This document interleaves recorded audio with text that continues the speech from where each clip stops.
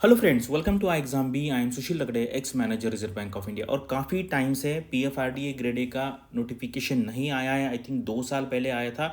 और उसके बाद मेरे जितने भी वीडियो आते हैं उसके कमेंट्स में डेफिनेटली स्टूडेंट्स इसके बारे में पूछते हैं, क्योंकि बहुत अच्छा जॉब है और लोकेशनल स्टेबिलिटी है। इसका पोस्टिंग दिल्ली में ही होता है, तो आपको लाइफ टाइम की लोकेशनल स्टेबिलिटी यहाँ पे मिलती है।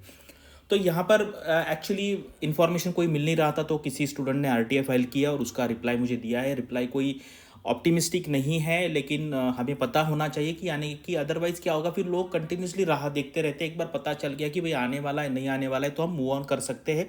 वैसे बहुत सारे नोटिफिकेशन ऑलरेडी, उनका फेज़ 1 एग्ज़ाम हो चुका है, लोग रिजल्ट का वेट कर रहे हैं, आगे भी नोटिफिकेशंस आए हैं। तो आपको जो प्रेजेंट है ना, उस पर ध्यान देखना है कि भाई इतनी सारे नोटिफिकेशन आए तभी भी हम आगे वाला पूछते हैं। ये आ गया तो हम बोलेंगे वो कब आएगा, वो आएगा बोलेंगे दूसरा वाला कब आएगा, तीसरा वाला कब आएगा। तो ऐसे कंटिन्यूसली नहीं करना है। जो हमारे सामने है, जो अवेलेबल है, उस पर हमें फोकस करना है। तो चलो यहाँ पे वीडियो स्टार्ट करते हैं। तो यहाँ पे देखिए, अभी रीसेंट रिप्लाई है, रीसेंट है, सितंबर महीने का ही है।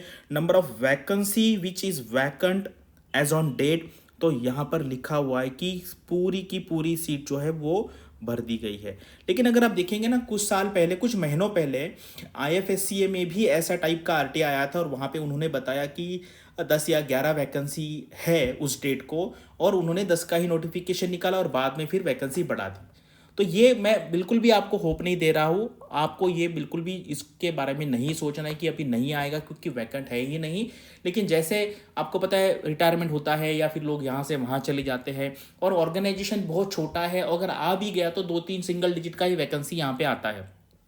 तो आपको बिल्कुल ऐसे जो छोटे छोटे ऑर्गेनाइजेशन उसके भरोसे नहीं रहना है। और किसी ने ये भी पूछा है कि भाई 2 साल से नोटिफिकेशन नहीं आया, तो अब आएगा कि नहीं आएगा। क्योंकि देखो, आरटीआई आपको एक जानना ही है, इन्फॉर्मेशन के बारे में है।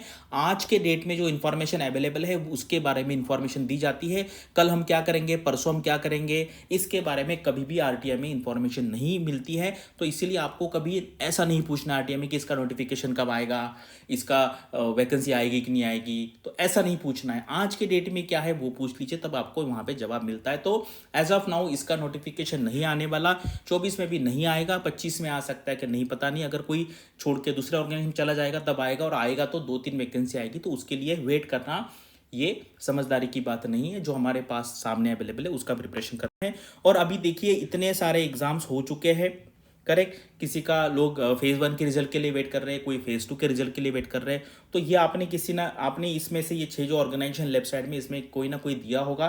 तो पढ़ाई कंटिन्यू रखिए। और ये नोटिफिकेशन ऑलरेडी ऑन है, यहाँ पे भी अगर नोटिफिकेशन का डेट है तो यहाँ पे भरने का ट्राई कीजिए। और कोई भी नाबार्ड का एनए है, क्या बोलते हैं उसको, डेवलपमेंट असिस्टेंट है, कोई भी फ्यूचर वाले पे आपको वेट करके टाइम वेस्ट नहीं करना। ये यहाँ से एक मैसेज है।